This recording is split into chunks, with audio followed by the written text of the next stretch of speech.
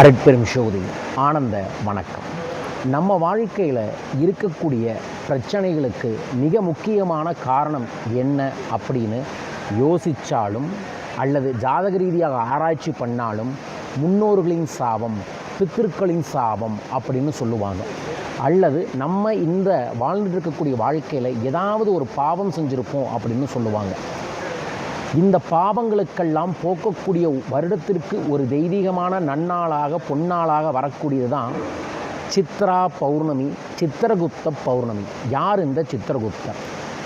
பார்வதி அம்மா ஒரு பாறையில் ஒரு அழகான சித்திரத்தை வரைகிறாங்க. அந்த சித்திரம் அழகாக வந்த உடனே அதற்கு உயிர்ப்பு கொடுக்குறாங்க. அது ஒரு உயிராக, ஒரு ஆணாக பிறக்குது. அதையை போய் சிவபெருமானுக்கு சொன்ன உடனே இவ்வளவு அழகாக இருக்கிறவருக்கு ஏதாவது பதவி தாங்கன்னு சக்தி அம்மா சொல்கிறாங்க. சொன்ன உடனே சிவபெருமான் அவருக்கு ஒரு வேலையை கொடுக்குறாரு. என்ன வேலை? யமதர்மராஜர் உயிர்களோட பாவ புண்ணிய கணக்கு போடுறதுக்கு கஷ்டப்பட்டுட்டு இருக்காருன்னு அந்த பாவ புண்ணிய கணக்கு போடுவதற்கு இவருக்கு வாய்ப்பை தராங்க. அவர் அந்த பாவ கணக்கு புண்ணிய நோட்டை வச்சு ஒவ்வொருத்தரும் எவ்வளோ பாவம் செய்கிறாங்க, புண்ணியம் செய்கிறாங்க நோட்ஸ் எடுத்து யமதர்மராஜருக்கு கொடுப்பார். இந்த சித்ரா பௌர்ணமி என்று தான் அந்த சித்திரகுப்தர் பிறந்ததாகவும் அவரோட கல்யாண நாளாகவும் இருக்கக்கூடியது. அன்றைய நாளில் நம்ம மனமாற தெரிஞ்சும் தெரியாமலும், அறிந்தும் அறியாமலும், புரிந்தும் புரியாமலும் நம்ம செஞ்ச அத்தனை பாவங்களுக்கும் மனமாற, உண்மையாக சொல்கிறேன், மனமாற மன்னிப்பு கேட்டோம் அப்படின்னா சித்ரா பௌர்ணமி என்று நாம் கேட்கும் மன்னிப்புக்கு, பாவ மன்னிப்புக்கு 2 மடங்கு அவர் பாவத்தை அழித்து விடுவார். செய்யக்கூடிய புண்ணியத்திற்கு 4 மடங்கு புண்ணியத்தை நோட் பண்ணிக்குவார்.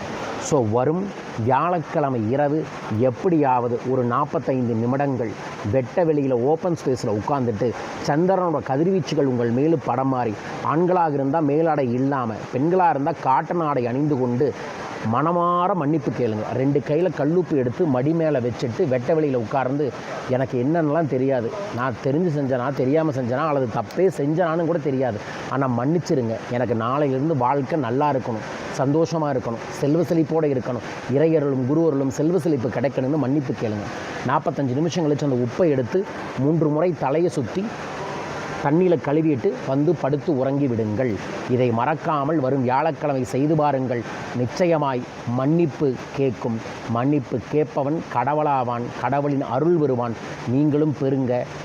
சாரி அப்படின்னு கமெண்ட் பாக்ஸில் மென்ஷன் பண்ணி லைக் பண்ணி ஷேர் பண்ணி சப்ஸ்கிரைப் பண்ணுங்கள். அனைவருக்குமே நான் வரும் வெள்ளிக்கிழமை சிறப்பு சத்யநாராயண பூஜையும் சித்திரகுப்த பூஜையும் வெள்ளிக்கிழமை மாலை செய்ய இருக்கின்ற உங்கள் பேரையும் சங்கல்பம் பண்ணி சிறப்பு பிரசாதத்தை பெறுங்கள். மேலும் விவரங்களுக்கு தொடர்பு கொள்ளுங்கள். மலேசியா பயணத்தில் இருக்க, பயணத்தின் போதே பெங்களூர் ஏர்போர்ட்டிலிருந்து உங்களுக்காக இந்த பதிவு செய்கிறேன். தொடர்ந்து நான் நடத்தும் பயிற்சி வகுப்புகளில் கலந்து கொள்ளுங்கள்.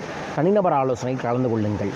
மே மாதத்தில் சரியாக 3ஆம் தேதியிலிருந்து 10ஆம் தேதி வரைக்கும் தனிநபர் ஆலோசனை சிறப்பு சலுகையில் நிறைய பேருக்கு செய்ய இருக்கின்றோம். அதை பற்றி விவரங்கள் தெரிந்து கொள்ள வாட்ஸ்அப் எண்ணில் தொடர்பு கொள்ளுங்கள். மே மாதத்தில் 1லிருந்து 10 வரைக்கும் மலேசியாவில் என்னை சந்திக்கலாம். மலேசியா அன்பர்கள் நண்பர்கள் என்னை சந்திக்க பயிற்சி வகுப்பில் கலந்து கொள்ள கீழே இருக்கக்கூடிய தொலைபேசிகளில் தொடர்பு கொள்ளுங்கள். மே 16, 17 அனைவரும் கொல்லிமலைக்கு வாருங்கள். கொல்லிமலையில் ஆனந்த ரகசிய தாந்திரிக் சாதனா அப்படிங்கிற ஒரு தெய்வீகமான ஒரு பயிற்சி வகுப்பை 2 நாள் ஏற்பாடு பண்ணியிருக்கோம். கொல்லிமலை ஏறி இறங்கினாவே வாழ்க்கையில் முன்னேற்றங்கள் கிடைக்கும். இந்த பயிற்சிக்கு வந்துட்டு போங்க. 100% செல்வ செழிப்பு கேரண்டி. லிமிட்டட் சீட்ஸ் தான் இருக்குது. உடனே உங்கள் பெயரை பதிவு செய்யுங்கள்.